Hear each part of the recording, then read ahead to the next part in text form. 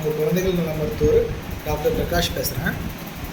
ஓபியில் வர நிறைய பேஷண்ட் வந்து பச்சளம் குழந்தைகள் எஸ்பெஷலி, ஆனால் அப் டு 1 இயர் வரையும் வச்சுக்கலாம், சளின்னு சொல்லி கொண்டுட்டு வராங்க. அந்த குழந்தைக்கு வந்து ஜுரமோ இல்லை மூச்சு திணறல் அது மாதிரி எதுவுமே இல்லை, வெறும் சளி மட்டும் இருக்குன்னு சொல்கிறாங்க. ஸோ சளி எந்த மாதிரி இருக்குது அப்படின்னு நம்ம கேட்டோம்னா அவங்க என்ன சொல்கிறாங்கன்னா கருன்னு இருக்குன்றாங்க.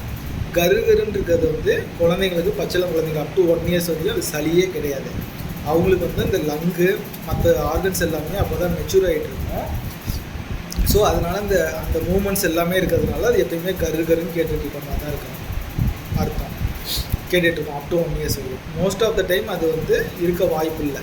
ரேராக சில டைமில் லெரிஞ்சியோமலேஷன் ஒரு கண்டிஷன் இருக்குது, அதில் வேணால் அந்த மாதிரி கருன்னு கேட்டுட்ருக்கலாம் 2 வயசு வரைக்கும்.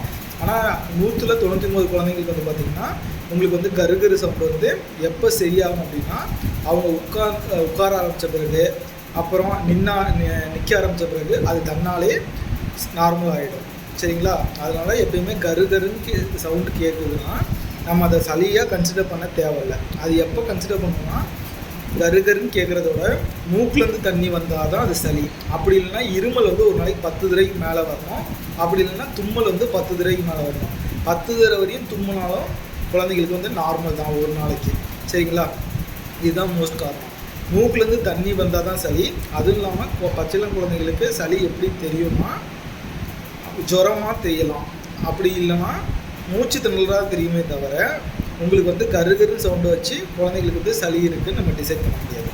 இந்த இன்ஃபர்மேஷன் உங்களுக்கு ரொம்ப யூஸ்ஃபுல்லாக இருக்குன்னு நினைக்கிறேன். தேங்க்யூ.